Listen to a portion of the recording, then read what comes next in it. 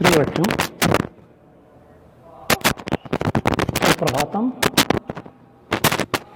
आज 10वीं कक्षा के हिंदी विषय में आप सभी लोगों का स्वागत है।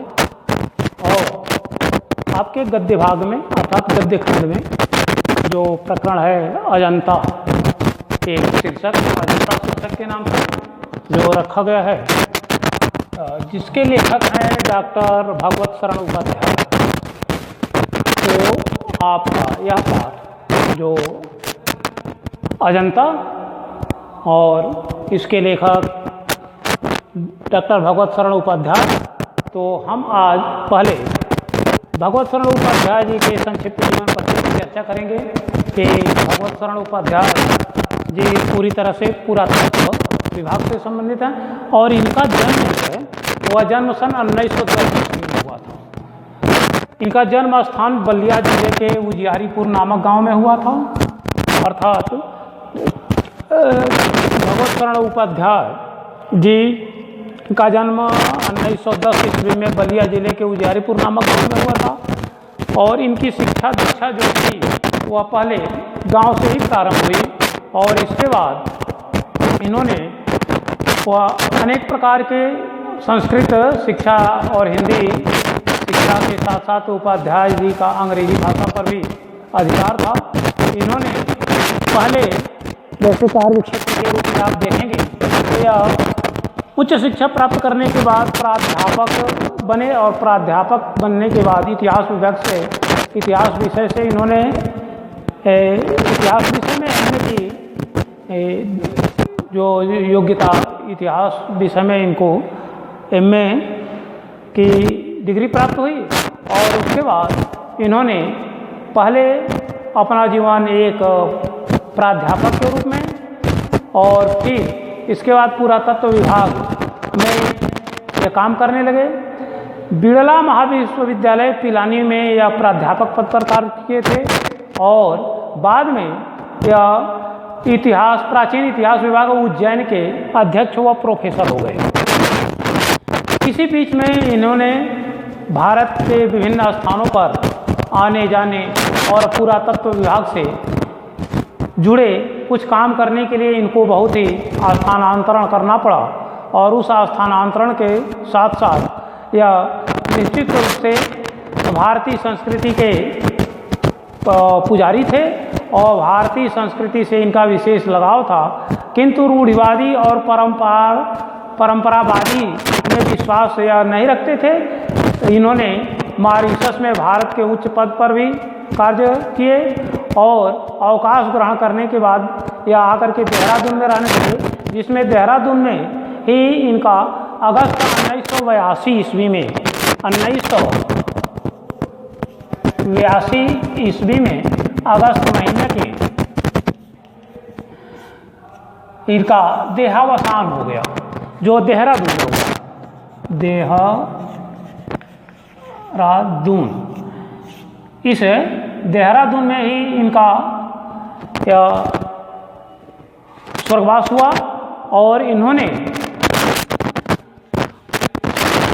जो है अनेक अर्थात इनकी प्रमुख कृतियां अनेक रचनाएं इन्होंने की। इस बीच में इनका जो है विश्व साहित्य की रूपरेखा, इसके बाद साहित्य और कला, मंदिर और भवन और अन्य रचनाओं में ठूठायाम, सागर की लहरों पर, और इन्होंने एक यात्रा साहित्य भी लिखा जिसको कलकत्ता से पीकिंग अर्थात या इनकी विभिन्न प्रकार की अन्य रचनाएं रही। साथ ही साथ इनकी जो शैली है, भाषा पूरी तरह से पुरातत्व एवं प्राचीन भाषाओं के साथ साथ इन्होंने आधुनिक यूरोपीय भाषा का भी प्रयोग किया। अर्थात पुरातत्व से जुड़े होने के कारण पुरातत्व और बाद में इन्होंने यूरोपीय भाषाओं का अध्ययन किया और इस भाषाओं में इनकी जो रचनाएं हैं वह शुद्ध परिष्कृत खड़ी बोली है। साथ ही साथ इन्होंने चलते फिरते अनेक व्यवहारिक शब्दों का भी प्रयोग किया है, जो लोकोक्तियों और मुहावरों के कारण इनके प्रयोग जो हैं वह काफ़ी भाषा को सरसता प्रदान करती हैं। साथ ही साथ इनका जो शैली है वह लगभग सभी शैलियों के दर्शन होते हैं। मुख्य रूप से इनके विवेचनात्मक, वर्णनात्मक और भावात्मक शैली जो है विवेचनात्मक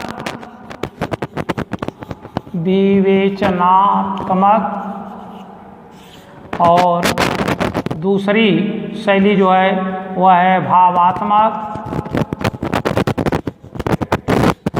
और तीसरी जो है वह है वर्णनात्मक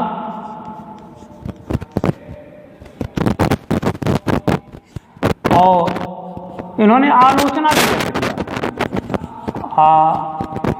आलोचना आज पर इनकी कलमें चली तो इनकी विभिन्न प्रकार की शैलियाँ और आप देखेंगे कि जो भगवत शरण उपाध्याय जो है पुरातत्व से संबंधित होता है, जो प्राचीन काल से संबंधित कुछ भग्नावशेष या जमीन के अंदर जो अवशेष पाए गए उनकी खुदाई करा करके इन्होंने बहुत सा ज्ञान प्राप्त किया। और इसी बीच में इन्होंने जो एक अजंता का नाम आप लोगों ने सुना होगा, यह दक्षिणी भारत का एक बहुत बड़ा पर्वत अजंता और अल्मोड़ा जो प्राचीन पर्वत श्रेणियों के अंदर आता है, वहीं से संबंधित रचना उन्होंने जो रखा है अजंता। तो आइए हम अजंता से संबंधित पहले अन्वित का कुछ अध्ययन करें और इसे आप भगवत शरण उपाध्याय जी के पुरातत्व से संबंधित जो जानकारियां हैं उसको प्राप्त करें। तो हम शुरू करते हैं कि जिंदगी को मौत के पंजों से मुक्त कर उसे अमर बनाने के लिए आदमी ने पहाड़ काटा है। बात जब हर व्यक्ति यह जानता है, इंसान यह जानता है कि जिंदगी कभी न कभी मौत के पंजों में चली जाएगी, अर्थात मौत निश्चित है। तो इस मौत से मुक्ति पाने का क्या उपाय हो सकता है, इसलिए उससे अमर बनाने के लिए कि मौत होने के बाद भी हम अमर रहें, हमारी जिंदगी की कुछ सार्थकता बनी रहे, क्योंकि मौत तो निश्चित है। तो उसी मौत के बीच में अर्थात जिंदगी और मौत के बीच में हम कौन सा ऐसा कार्य करें कि हम अमर हो जाएं। इसके लिए यहाँ लेखक कहते हैं कि आदमी ने पहाड़ काटा है, अर्थात पहाड़ों को जो काफ़ी दिनों तक रहेंगे और उन पहाड़ों पर व्यक्ति जो कुछ किया रहेगा वह उसे सदैव अमर बनाए रहेगा। भले ही वह शरीर से इस संसार में न हो, लेकिन उसके क्रियाकलाप जब तक पहाड़ पर्वत रहेंगे तब तक रहेगा। इस उद्देश्य से व्यक्ति ने इन पहाड़ों पर बहुत सी कटाई खुदाई आदि किए। किस तरह इंसान की खूबियों की कहानी सदियों बाद आने वाली पीढ़ियों तक पहुंचाई जाए, इसके लिए आदमी ने कितने ही उपाय सोचे और किए। देखिए, व्यक्ति का जो जीवन है वह क्षणिक है, यह सभी लोग जानते हैं, और इस क्षणिक जीवन का कोई निश्चित समय नहीं है। इसलिए इंसान जो है वह किस तरह इंसान की खूबियों की कहानी सदियों बाद अर्थात हमारे रहने न रहने 100 साल के बाद तक ही उसके अन्य आने वाली पीढ़ियों तक कैसे पहुंचाई जाए, इसके लिए आदमी ने कितने ही उपाय किए। अर्थात वह आने वाले पीढ़ी को कुछ देने के उद्देश्य से सदैव जीवन भर कुछ न कुछ ऐसे करते रहे कि जो आने के समय आने वाली पीढ़ी हमें किसी न किसी रूप में याद करे। इसके लिए उन्होंने कहीं पर्वत काटा, तो कहीं पहाड़ काटा, तो कहीं मंदिर बनवाए, तो कहीं मस्जिद बनवाए, कहीं बाग लगवाए, कहीं तालाब बनवाए, क्योंकि आदमी के साथ साथ यह सभी जाने वाला चीज़ नहीं है। आदमी का तो एक निश्चित समय सीमा है, उसके अंदर वह क्रियाकलाप करेगा और यहाँ से विदा हो जाएगा। लेकिन अमर कैसे बनेगा? इन्हीं कृत्यों के माध्यम से वह अमर बनता है, और इसलिए सदैव हम अमर रहें, इस उद्देश्य से वह अनेक प्रकार की कृत्यों का निर्माण करता है और उसी के सहारे वह अपने आप को अमर बनाता है। इसके लिए आदमी ने कितने ही उपाय सोचे और किए। उसने चट्टानों पर अपने संदेश खोदे कि चट्टान हम रहेंगे या नहीं रहेंगे, या चट्टान पड़ा रहेगा। आने वाली पीढ़ी क्योंकि यह क्रम तो सदैव चलता रहता है कि हम जाएंगे तो कोई ना कोई आएगा, वह आएगा तो हमारे विषय में कैसे जानेगा। इसके लिए चट्टानों पर अनेक प्रकार के संदेश दे गए कि वह आने वाली पीढ़ी उसे याद करेगी।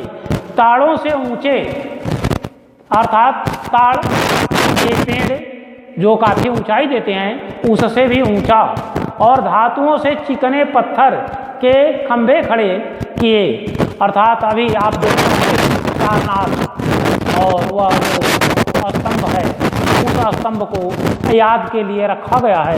हमारे वह चिन्ह के रूप में, राष्ट्र चिन्ह के रूप में उसे याद किया जाता है।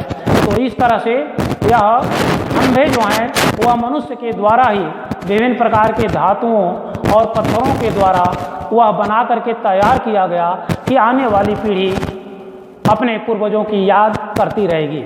तांबे और पीतल के पत्थरों पर अक्षरों के मोती बिखेरे, अर्थात कागज आज रहेगा कल समाप्त हो जाएगा, इसलिए वह अस्थायी धातु जो कई सौ वर्षों तक, कई शताब्दियों तक टिकने वाली हैं, उस पर उन्होंने जैसे तांबे और पीतल पर के पत्थर बना करके, अर्थात उसके पेज बना करके, पृष्ठ बना करके, और उस पर उन्होंने अक्षरों के मोती बिखेरे, जो कुछ भाषा था उनके अक्षर बिखेर दिए कि हम चले जाएंगे, हमारी यह पीढ़ी चली जाएगी, आने वाली पीढ़ी हमारे विषय में ज्ञान प्राप्त कैसे करेगी। इसलिए उन्होंने उन पत्थरों पर अक्षरों के मोती बिखेर दिए। उनके जीवन मरण की कहानी सदियों के उतराव पर सरकती, अर्थात उतार पर सरकती हुई कि हमारी कहानी कई सदियों तक चले। मनुष्य का जीवन 100 साल तक माना जा सकता है, कुछ कम और कुछ ज़्यादा, लेकिन हमारी कहानी 100 साल तक कैसे रहे, 200 साल तक, 400 साल तक कैसे रहे, इसके लिए वह बहुत ही प्रयास किए।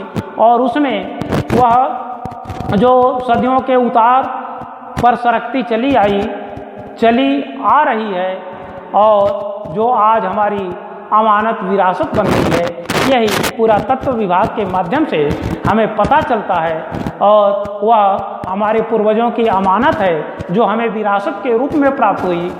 इस प्रकार हम देखेंगे कि यह विरासत के रूप में हमारे सामने आज भी हमारे पूर्वज अमर हैं, और अगर सशरीर वे अमर बनने के कोई उपाय किए होते तो शायद यह संभव नहीं था, क्योंकि यह मृतलोक में शरीर से कोई अमर नहीं हो सकता है, अपने कृतियों से, अपने कार्यों से अमर हो सकता है। इन्हीं उपायों में एक उपाय पहाड़ काटना भी रहा, अर्थात जो भी मनुष्य ने अपने को अमर बनाने के लिए जिन जिन उपायों को ढूंढा, उसमें एक यह भी था कि वह पहाड़ को काटना भी शुरू किया। सारे प्राचीन सभ्य देशों में पहाड़ काटकर मंदिर बनाए गए। जितने प्राचीन किंतु विकसित देश थे वहाँ पहाड़ काट करके मंदिर बनाए गए। यह मंदिर कई हजार 100 साल तक रहेगा, जो आने वाली पीढ़ी उन्हें अपने पूर्वजों के रूप में याद करती रहेगी। और उनकी दीवारों पर एक से एक अविराम, अर्थात निश्चित रूप से अविराम अर्थात सुंदर चित्र लिखे गए, जो आज भी हमारे आँखों के सामने दिखाई देती हैं। वही जो हमारे पूर्वजों के द्वारा अमानत के रूप में रखी गई, वही अब आज हमें विरासत के रूप में प्राप्त होती है। आज एक अन्वित के साथ आज का वीडियो यहीं समाप्त होता है।